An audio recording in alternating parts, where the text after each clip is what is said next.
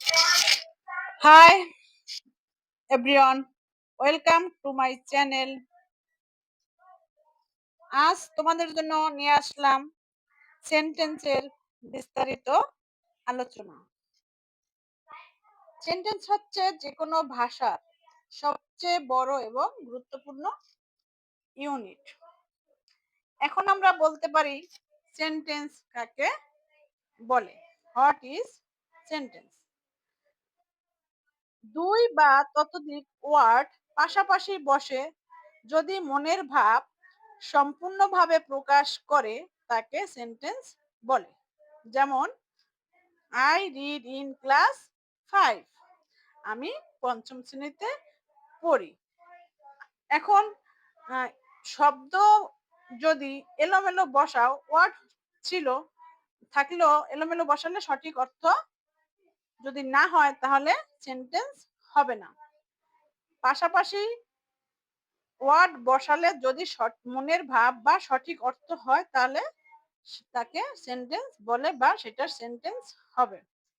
What is sentence? A word or a group of words giving a clear meaning in a given context is called a sentence. Sentence এর কয়টি অংশ ও কি কি? Part of sentence, বাক্যের অংশ। Part of sentence অর্থ বাক্যের অংশ। একটা বাক্যের কয়টি অংশ হয় বা কয়টি অংশ থাকে? সেন্টেন্সের দুইটি অংশ, সাবজেক্ট এবং প্রেডিকেট। সাবজেক্ট কাকে বলে? What is subject? যে সেন্টেন্স এর কোন ব্যক্তি, বস্তু বা প্রাণী সম্পর্কে কিছু বলা হয় তাকে সাবজেক্ট বলে। যেমন লিলি ইজ এ টিচার, এখানে লিলি হলো সাবজেক্ট। আবার হোয়াট ইজ সাবজেক্ট?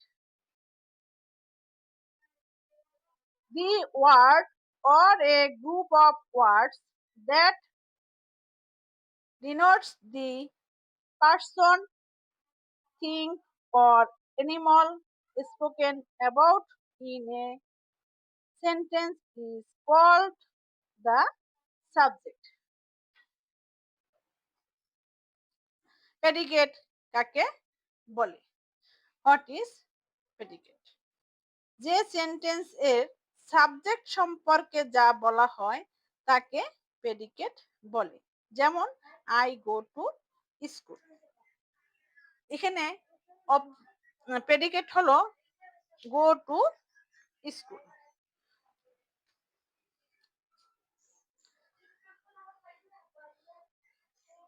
সাবজেক্টের পরে যে অংশগুলো হয় সেটাই হলো predicate. The word or a group of words that tells us, আমাকে বলে, আমাদের বলে যা something about the subject is called the predicate. Subject সম্পর্কে যা আমাদের সঠিক শব্দ বা ওয়ার্ড গুলো বসে সেটা কি প্রেডিকেট। প্রেডিকেট কে আবার দুটি অংশে ভাগ করেছে, একটা হলো ভার্ব, অপরটি হলো অবজেক্ট।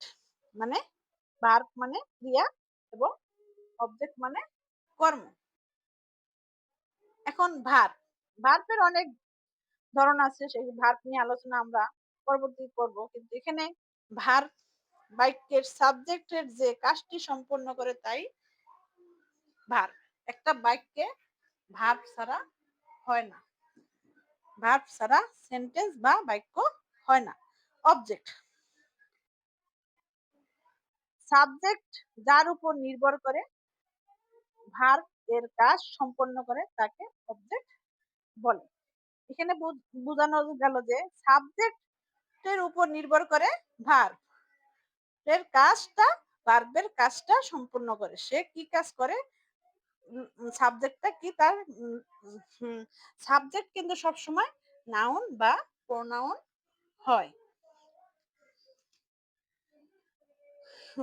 সাবজেক্ট কখনো, কখনো উজ্জ্বল থাকতে পারে।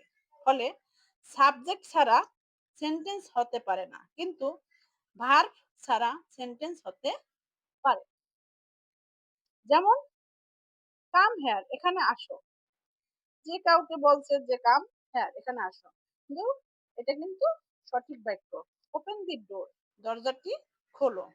এখানে যে কাউকে বলছে যে দরজাটি খোলো কিন্তু এখানে সাবজেক্টটা উজ্জ্বল আছে।